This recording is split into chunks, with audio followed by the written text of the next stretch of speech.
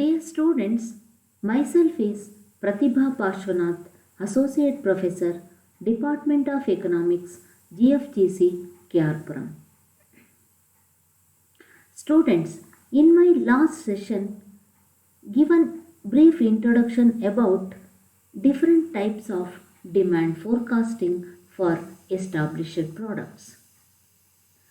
In this session, my explanation is only about consumers interview method in survey method.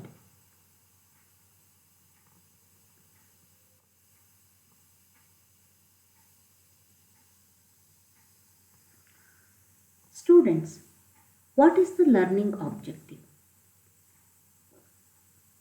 Students, you are all able to get in-depth knowledge of different consumer survey methods of estimating demand and the various steps involved in estimating different consumer survey methods.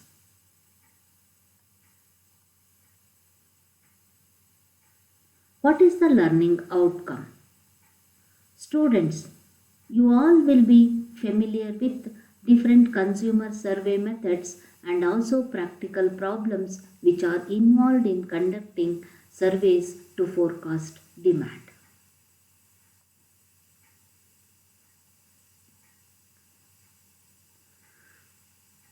Students, what is survey method? Survey method is one of the most important qualitative approach for estimating future demand. It is most common and direct method of anticipating future demand of a product in the short term for established products. ಈ ಸಮೀಕ್ಷಾ ವಿಧಾನವು ಭವಿಷ್ಯದ ಬೇಡಿಕೆಯನ್ನು ಮುನ್ನಂದಾಜು ಮಾಡುವ ಗುಣಾತ್ಮಕ ವಿಧಾನವಾಗಿದೆ.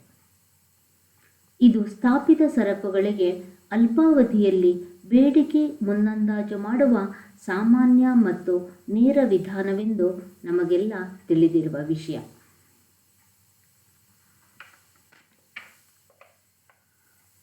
Students, what is survey method? Survey method, in this, an organization conducts surveys with consumers to determine the demand for their existing products and services and anticipate the future demand accordingly. ಇದರಲ್ಲಿ ಉದ್ಯಮ ಸಂಘಟನೆಯು ಭವಿಷ್ಯತ್ತಿನ ಬೇಡಿಕೆಯ ಬಗ್ಗೆ ಪ್ರಶ್ನಾವಳಿಯ ಮೂಲಕ ಗ್ರಾಹಕರಿಂದ ಮಾಹಿತಿ ಸಂಗ್ರಹಿಸುತ್ತದೆ. This survey method encompasses the future purchase plans of consumers and their intentions.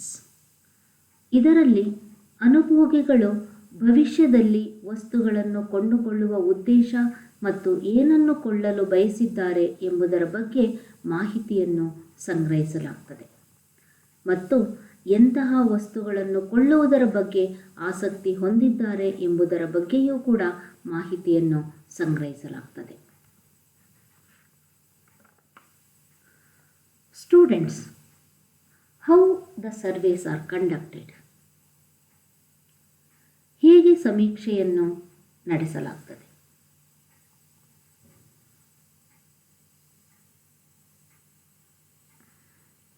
Surveys are conducted through direct interview of consumers, sales representatives, and other market experts to collect the information about the future demand of the consumers.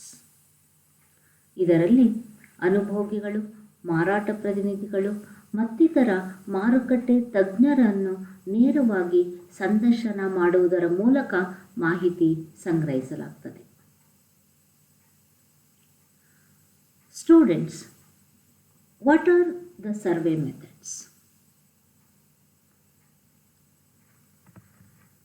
In my last session, briefly explained about what are survey methods. As I said earlier, it is divided into two. ನಮಗೀಗಾಗಲೇ ತಿಳಿದಿರೋ ಹಾಗೆ ಸಮೀಕ್ಷಾ ವಿಧಾನವನ್ನು ಎರಡು ವಿಧವಾಗಿ ವಿಂಗಡಿಸಬಹುದಾಗಿದೆ. Number 1, consumers interview method, ಅನುಭೋಗಿಗಳ ಸಂದರ್ಶನ ವಿಧಾನ.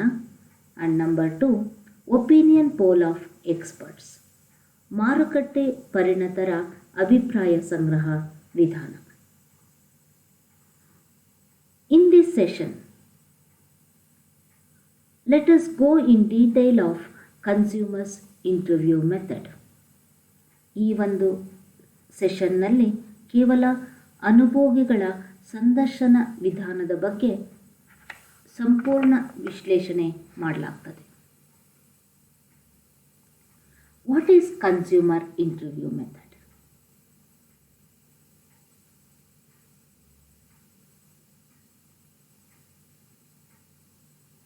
It is direct and simple way of assessing the future demand of the product. ಭವಿಷ್ಯದಲ್ಲಿ ವಸ್ತುಗಳ ಬೇಡಿಕೆಯನ್ನು ಅಂದಾಜು ಮಾಡುವ ಅತ್ಯಂತ ಸರಳ ಮತ್ತು ನೇರ ವಿಧಾನ ಇದಾಗಿದೆ. Here, the surveys are conducted through direct interview of complete as well as potential consumers. ಇದರಲ್ಲಿ ಎಲ್ಲ ಗ್ರಾಹಕರನ್ನು ಅಥವಾ ಸಂಭಾವ್ಯ ಗ್ರಾಹಕರನ್ನು ನೇರವಾಗಿ ಸಂದರ್ಶನ ಮಾಡುವುದರ ಮೂಲಕ ಭವಿಷ್ಯದ ಬೇಡಿಕೆಯ ಬಗ್ಗೆ ಮಾಹಿತಿ ಸಂಗ್ರಹಿಸಲಾಗುತ್ತದೆ. What are consumers interview method involves? ಗ್ರಾಹಕರ ಸಮೀಕ್ಷಾ ವಿಧಾನ ಏನನ್ನು ಒಳಗೊಂಡಿದೆ?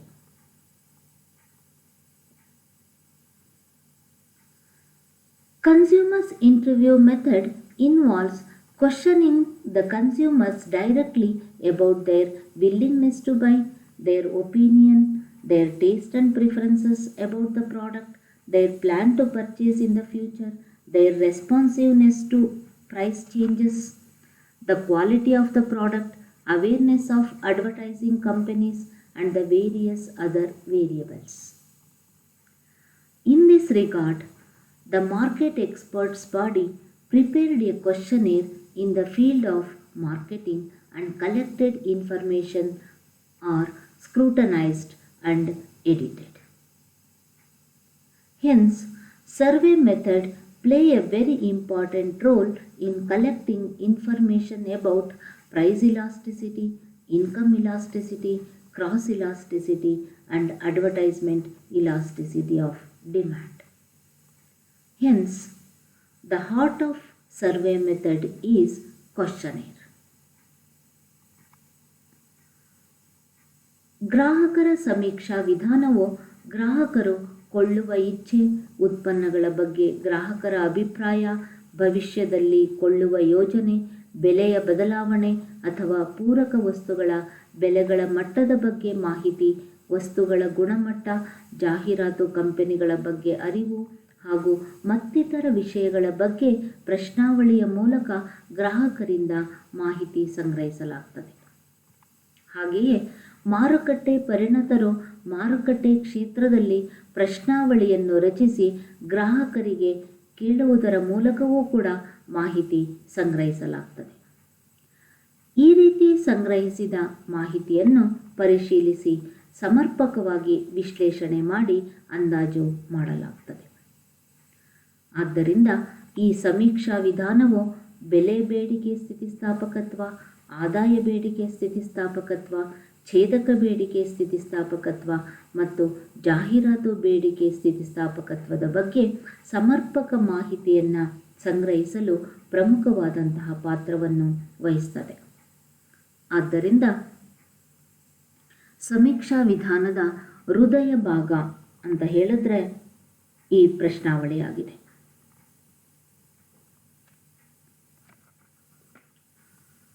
Students, what are different types of consumers interview method? ಗ್ರಾಹಕರ ಸಂದರ್ಶನ ವಿಧಾನದಲ್ಲಿ ಯಾವ ವಿಧಾನಗಳನ್ನು ಅನುಸರಿಸಲಾಗುತ್ತದೆ? Students, You all know about three important types of consumers interview method.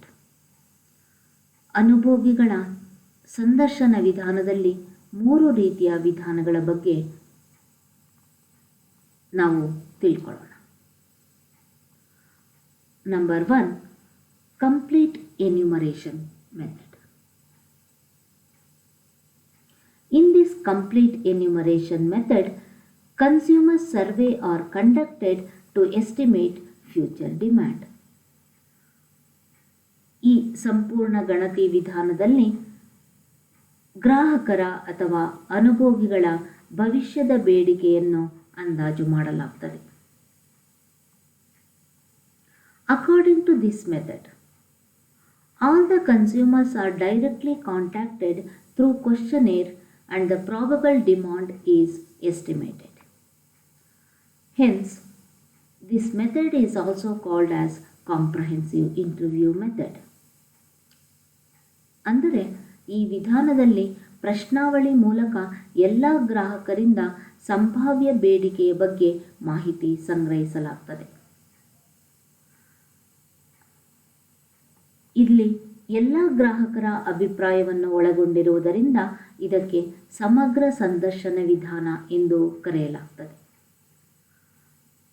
ಇದನ್ನು ಕಂಡುಹಿಡಿಯಲು ಬಳಸುವ ಸೂತ್ರ, the formula that can be used to calculate future demand for the complete enumeration method. In the complete enumeration method is that dp is equal to sigma I is equal to 1 to k di. ಅಂದರೆ dp ಅಂತಂತಂದರೆ probable demand, ಭವಿಷ್ಯದಲ್ಲಿ ಬೇಡಿಕೆಯ ಅಂದಾಜು, sigma total ಅಂದರೆ ಎಲ್ಲ ಗ್ರಾಹಕರ ಒಟ್ಟು ಬೇಡಿಕೆಯನ್ನು ಇಲ್ಲಿ ಸೇರಿಸಿ ಭವಿಷ್ಯದ ಬೇಡಿಕೆಯನ್ನು ಸರಾಸರಿಯ ಮೂಲಕ ಅಂದಾಜು ಮಾಡಲಾಗುತ್ತದೆ. What are the merits of this method? This method is quite simple and less expensive. ಇದು ಅತ್ಯಂತ ಸರಳ ಮತ್ತು ಮಿತವ್ಯಯಕಾರಿಯಾಗಿದೆ. This method provides an approximate estimation of the demand for the organization's products. ಅಂದರೆ ಈ ವಿಧಾನ ಉದ್ಯಮ ಸಂಸ್ಥೆಗಳು ಉತ್ಪಾದಿಸುವ ಉತ್ಪನ್ನಗಳ ಭವಿಷ್ಯದ ಬೇಡಿಕೆಯ ಬಗ್ಗೆ ಸಂಭಾವ್ಯ ಬೇಡಿಕೆಯ ಬಗ್ಗೆ ಮಾಹಿತಿಯನ್ನು ಒದಗಿಸಿಕೊಡ್ತದೆ. But this method is not exempted from limitations. ಹಾಗಾದರೆ ಇದರ ಮಿತಿಗಳು ಯಾವ್ಯಾವುದು? What are its limitations? Number 1, consumers are unable to answer the questions because the consumers may not know their actual demand in the future. ಅನುಭೋಗಿಗಳು ಅಥವಾ ಗ್ರಾಹಕರು ಎಲ್ಲ ಪ್ರಶ್ನೆಗಳಿಗೆ ಉತ್ತರಿಸಲು ಸಾಧ್ಯವಾಗುವುದಿಲ್ಲ, ಏಕೆಂದರೆ ಭವಿಷ್ಯದಲ್ಲಿ ವಾಸ್ತವಿಕ ಬೇಡಿಕೆಯ ಬಗ್ಗೆ ಅವರಿಗೆ ಹೆಚ್ಚು ಅರಿವು ಇರುವುದಿಲ್ಲ. Because the market is uncertain in the future. ಮಾರುಕಟ್ಟೆ ಅನಿಶ್ಚಿತತೆಯಿಂದ ಕೂಡಿರ್ತದೆ. Secondly, if the answer it is only a hypothetical and not real. ಒಂದು ವೇಳೆ ಉತ್ತರಿಸಿದರೂ ಕೂಡ ಅದು ಕೇವಲ ಊಹೆ ಮಾತ್ರ, ನೈಜವಾಗಿರೋದಿಲ್ಲ. Number 3, in the future their purchase plan may change with the change in the demand determining factors. ಬೇಡಿಕೆಯನ್ನು ನಿರ್ಧರಿಸುವ ಅಂಶಗಳು ಬದಲಾದಂತೆ ಭವಿಷ್ಯದಲ್ಲಿ ಗ್ರಾಹಕರ ಕೊಳ್ಳುವ ಯೋಜನೆಗಳು ಕೂಡ ಬದಲಾಗ್ತಾ ಇರ್ತದೆ. ಅದು ಹೀಗೆಯೇ ಎಂದು ಅಂದಾಜು ಮಾಡಲು ಸಾಧ್ಯವಿಲ್ಲ. Lastly, this method is more expensive since it consumes more time and energy and impracticable if the number of households are being large and consumers are widely dispersed. ಈ ವಿಧಾನ ಹೆಚ್ಚು ದುಬಾರಿ ಅಂತ ಹೇಳ್ಬೋದು, ಏಕೆಂದರೆ ಅನುಭೋಗಿಗಳು ಅಥವಾ ಗ್ರಾಹಕರಿಂದ ಮಾಹಿತಿ ಸಂಗ್ರಹಿಸಲು ಹೆಚ್ಚು ಸಮಯ ಮತ್ತು ಶ್ರಮದ ಅವಶ್ಯಕತೆ ಇದೆ ಹಾಗೂ ಅಧಿಕ ಸಂಖ್ಯೆಯಲ್ಲಿ ಗ್ರಾಹಕರನ್ನು ಸಂದರ್ಶಿಸಬೇಕಾದ ಸಂದರ್ಭ ಬಂದರೆ ಮತ್ತು ಗ್ರಾಹಕರು ವಿವಿಧ ಪ್ರದೇಶಗಳಲ್ಲಿ ಚದುರಿಕೊಂಡಿದ್ದರೆ ವಾಸ್ತವವಾಗಿ ಈ ವಿಧಾನದಿಂದ ಮಾಹಿತಿ ಸಂಗ್ರಹಿಸುವುದು ಕಷ್ಟಕರ.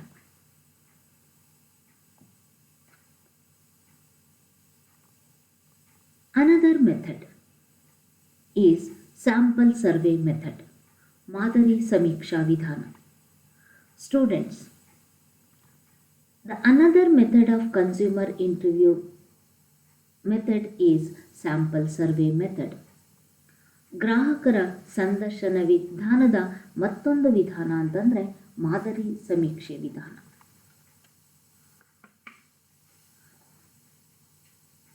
This method can be used when the consumer is large. The size of the consumer is large, this method can be used.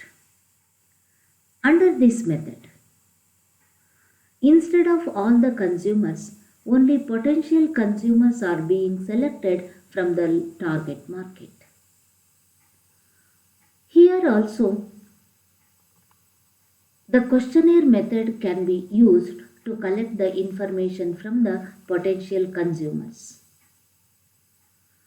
After obtaining the responses from the potential consumers, probable demand for the product may be predicted through the following formula.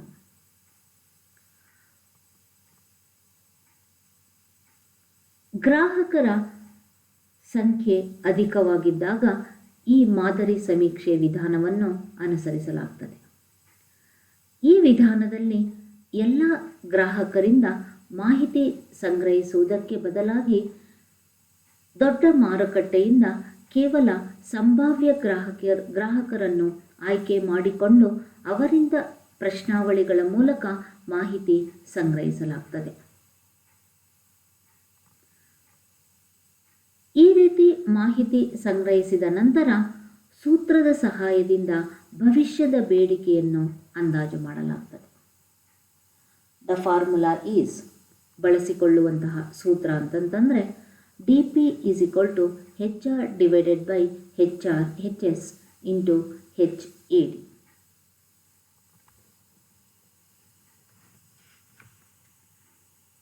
ಇದರಲ್ಲಿ DP ಅಂತಂದರೆ probable demand, ಸಂಭಾವ್ಯ ಬೇಡಿಕೆ.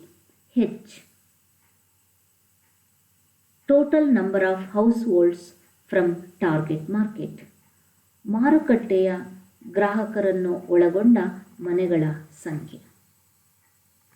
HS, sample house holds, ಮಾದರಿ ಗ್ರಾಹಕರನ್ನು ಒಳಗೊಂಡ ಮನೆಗಳ ಸಂಖ್ಯೆ.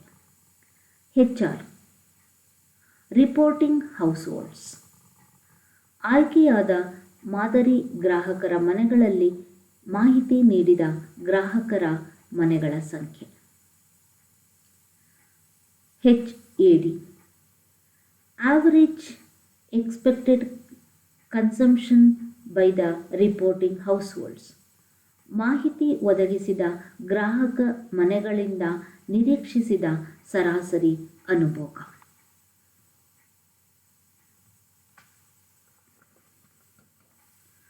Students, this method is also has its own merits and demerits. ಈ ವಿಧಾನ ಕೂಡ ತನ್ನದೇ ಆದ ಅನುಕೂಲತೆಗಳು ಮತ್ತು ದೋಷಗಳನ್ನು ಒಳಗೊಂಡಿದೆ. What are its merits? Number 1, this method is suitable for market with large consumers. ಈ ವಿಧಾನವು ಅಧಿಕ ಸಂಖ್ಯೆಯ ಗ್ರಾಹಕರಿರುವ ಮಾರುಕಟ್ಟೆಗಳಿಗೆ ಮಾತ್ರ ಸೂಕ್ತವಾಗಿದೆ. Secondly, this method is relevant since the probable demand information is collected through primary data. ಇದರಲ್ಲಿ ಪ್ರಾಥಮಿಕ ದತ್ತಾಂಶಗಳಿಂದ ಮಾಹಿತಿ ಸಂಗ್ರಹಿಸುವುದರಿಂದ ಸಂಭಾವ್ಯ ಬೇಡಿಕೆಯ ಮುನ್ನಂದಾಜು ಈ ವಿಧಾನ ಹೆಚ್ಚು ಪ್ರಸ್ತುತವಾಗಿದೆ. Number 3, this method is simple, less expensive, less time consuming and more economical in nature. ಈ ವಿಧಾನ ಅತ್ಯಂತ ಸರಳ ಮತ್ತು ಮಿತವ್ಯಯಕಾರಿಯಾಗಿಂದ ಕೂಡಿದೆ.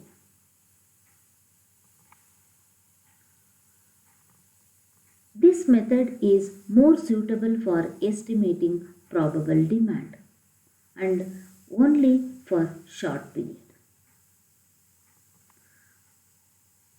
ಅಲ್ಪಾವಧಿಗೆ ಬೇಡಿಕೆ ಮುನ್ನಂದಾಜು ಮಾಡಲು ಈ ವಿಧಾನ ಹೆಚ್ಚು ಸೂಕ್ತವಾಗಿದೆ. What are it's demerits? ಇದರಲ್ಲಿರುವ ದೋಷಗಳು ಯಾವುದು? ಈ ವಿಧಾನದಲ್ಲಿರುವ ದೋಷಗಳು ಯಾವುದು? Number 1, the limitation of this method is more or less same that are exist in complete enumeration method. ಸಂಪೂರ್ಣ ಎಣಿಕೆ ವಿಧಾನದಲ್ಲಿ ಇರುವ ದೋಷಗಳೇ ಹೆಚ್ಚು ಕಡಿಮೆ ಈ ವಿಧಾನದಲ್ಲಿಯೂ ಕೂಡ ಕಂಡುಬರ್ತವೆ. Students, what are its limitations?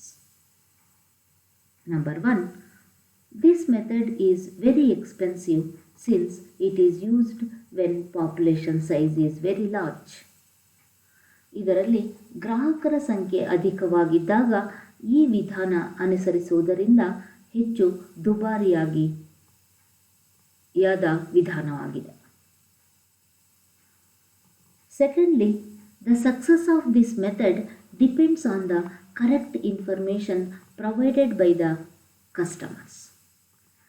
ಈ ವಿಧಾನದ ಸಫಲತೆ ಗ್ರಾಹಕರು ಉತ್ಪನ್ನಗಳ ಸಂಭಾವ್ಯ ಬೇಡಿಕೆಯ ಬಗ್ಗೆ ಸರಿಯಾದ ಮಾಹಿತಿಯನ್ನು ನೀಡುವುದನ್ನು ಅವಲಂಬಿಸಿರುತ್ತದೆ. ಸರಿಯಾದ ಮಾಹಿತಿಯನ್ನು ನೀಡಿದರೆ ಮಾತ್ರ ಈ ವಿಧಾನ ಹೆಚ್ಚು ಸಫಲವಾಗುತ್ತದೆ. The success of this method is also depends on the questionnaire drafted by the investigator. ಈ ವಿಧಾನದ ಸಫಲತೆ ಕೇವಲ ಗ್ರಾಹಕರ ಮಾಹಿತಿಯನ್ನಷ್ಟೇ ಅಲ್ಲ, ಅದು ಮುನ್ನಂದಾಜು ಮಾಡುವವರು ಮಾಹಿತಿ ಸಂಗ್ರಹಿಸಲು ರಚಿಸಿದ ಪ್ರಶ್ನಾವಳಿಯನ್ನು ಕೂಡ ಅವಲಂಬಿಸುತ್ತದೆ. ಉತ್ತಮ ಪ್ರಶ್ನಾವಳಿಯನ್ನು ರಚಿಸಿದರೆ ಮಾತ್ರ ಬೇಡಿಕೆಗೆ ಸಂಬಂಧಿಸಿದ ಎಲ್ಲ ಮಾಹಿತಿಗಳು ಲಭ್ಯವಾಗುತ್ತದೆ.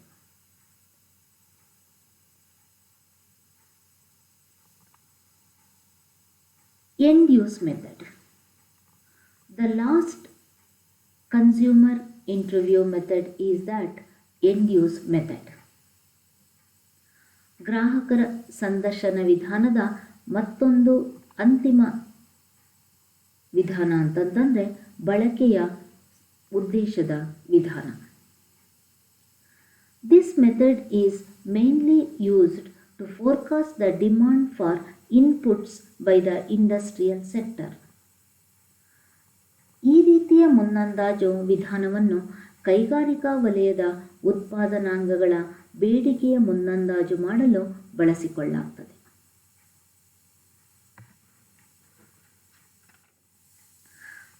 Students, in this method, a forecasters build the schedule of probable aggregate future demand for inputs by consuming industries, final consumers, individual industries, exporters, importers and other sectors. ಈ ವಿಧಾನದಲ್ಲಿ ಬೇಡಿಕೆಯ ಮುನ್ನಂದಾಜು ಮಾಡುವವರು ಅನುಭೋಗಿ ಸರಕುಗಳು, ಅನುಭೋಗಿ ಕೈಗಾರಿಕೆಗಳು, ಅಂತಿಮ ಅನುಭೋಗಿಗಳು, ರಫ್ತುದಾರರು, ಆಮದುದಾರರು ಮತ್ತಿತರ ವಲಯಗಳಿಂದ ಉತ್ಪಾದನಾಂಗಗಳಿಗೆ ಬರುವ ಸಂಭಾವ್ಯ ಸಮಗ್ರ ಬೇಡಿಕೆಯ ಪಟ್ಟಿಯನ್ನು ತಯಾರಿಸಿ ಅಂದಾಜು ಮಾಡುತ್ತಾರೆ.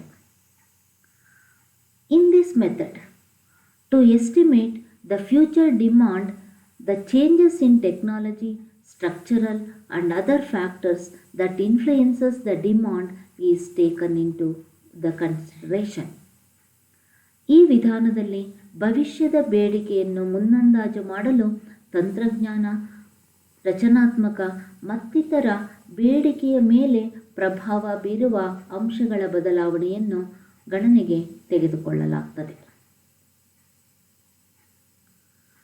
What are its advantages? ಈ ವಿಧಾನವನ್ನು ಅನುಸರಿಸುವುದರಿಂದ ಆಗುವ ಅನುಕೂಲತೆಗಳೇನು? This method helps in determining the future demand for an industrial products in detail by type and size. ಈ ವಿಧಾನದಿಂದ ಕೈಗಾರಿಕಾ ಉತ್ಪನ್ನಗಳ ವಿಧ ಮತ್ತು ಗಾತ್ರದ ಬಗ್ಗೆ ವಿವರವಾಗಿ ಭವಿಷ್ಯದ ಬೇಡಿಕೆಯನ್ನು ನಿರ್ಧರಿಸಲು ಉಪಯುಕ್ತವಾಗಿದೆ. Secondly, this method helps the forecaster to pinpoint or trace out at any time in the future as to where, why, and how the actual consumption has been deviated from the estimated demand. ಈ ವಿಧಾನದಿಂದ ಮುನ್ನಂದಾಜುಗಾರರು ಭವಿಷ್ಯದಲ್ಲಿ ಯಾವುದೇ ಸಂದರ್ಭದಲ್ಲಿ ಎಲ್ಲಿ, ಏಕೆ ಮತ್ತು ಹೇಗೆ ವಾಸ್ತವಿಕ ಅನುಭೋಗವು ಅಂದಾಜು ಬೇಡಿಕೆಯಿಂದ ವಿಚಲನೆಗೊಂಡಿದೆ ಎಂಬುದನ್ನು ಪತ್ತೆ ಹಚ್ಚಲು ಉಪಯುಕ್ತವಾಗಿದೆ. Hence, this method has both theoretical and practical importance. ಆದ್ದರಿಂದ ಈ ವಿಧಾನವು ಸೈದ್ಧಾಂತಿಕ ಮತ್ತು ಪ್ರಾಯೋಗಿಕ ಮಹತ್ವವನ್ನು ಪಡೆದುಕೊಂಡಿದೆ. Dear students, after listening this video and reading study material, you should be able to answer the following MCQ questions.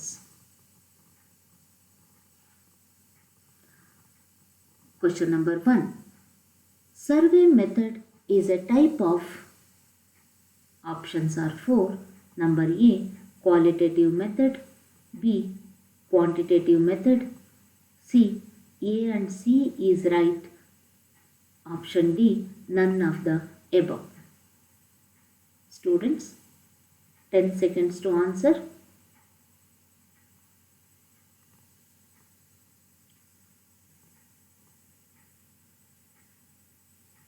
Yes, it is option A, qualitative method.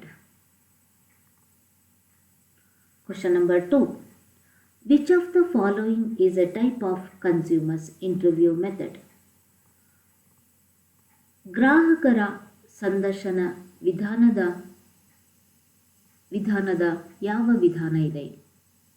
Complete enumeration method, sample survey method, end use method, and the last option, all of the above. Again, 10 seconds to answer.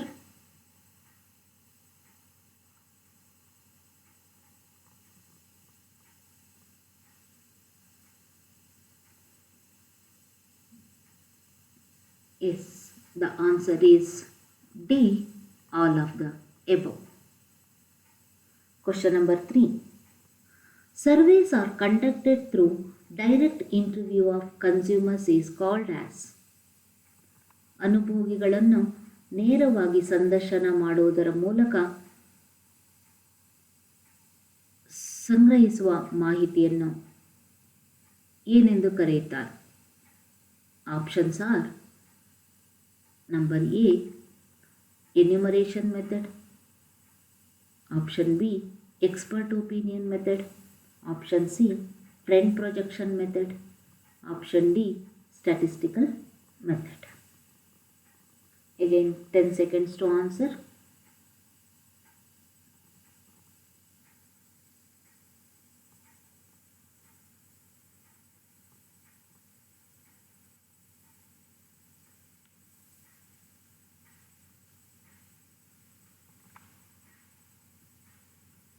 Yes, it is option A, enumeration method. Question number 4. In sample survey method, information is collected from, options are all the consumers. Option B, sales representatives. Option C, potential consumers. And option D, none of the above. In sample survey, ಮಾದರಿ ಸಮೀಕ್ಷಾ ವಿಧಾನದಲ್ಲಿ ಮಾಹಿತಿಯನ್ನು ಯಾವುದರಿಂದ ಸಂಗ್ರಹಿಸಲಾಗುತ್ತದೆ? Again 10 seconds to answer.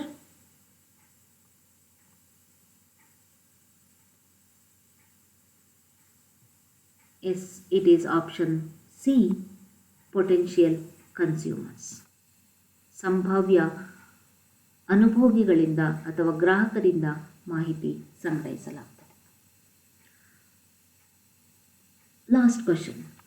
The heart of survey method is. ಸಮೀಕ್ಷಾ ವಿಧಾನದ ಹೃದಯ ಅಂತಂತಂದರೆ again the options are option A, sampling, option B, questionnaire, option C, sales data, option D, all of the above. Again 10 seconds to answer.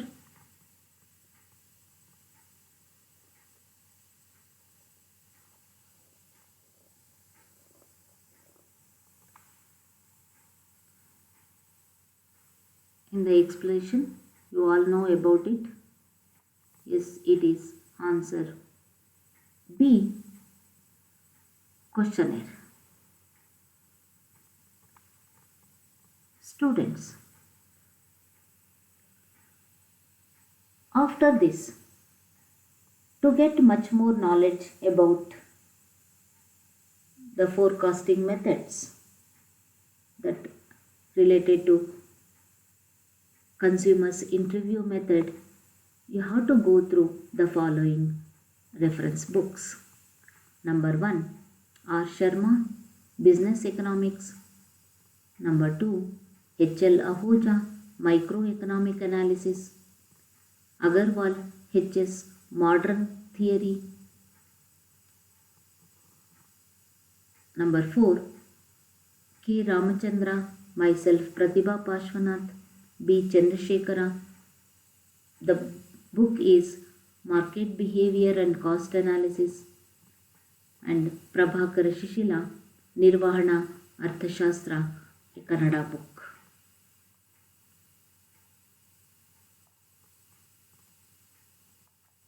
Thank you, students.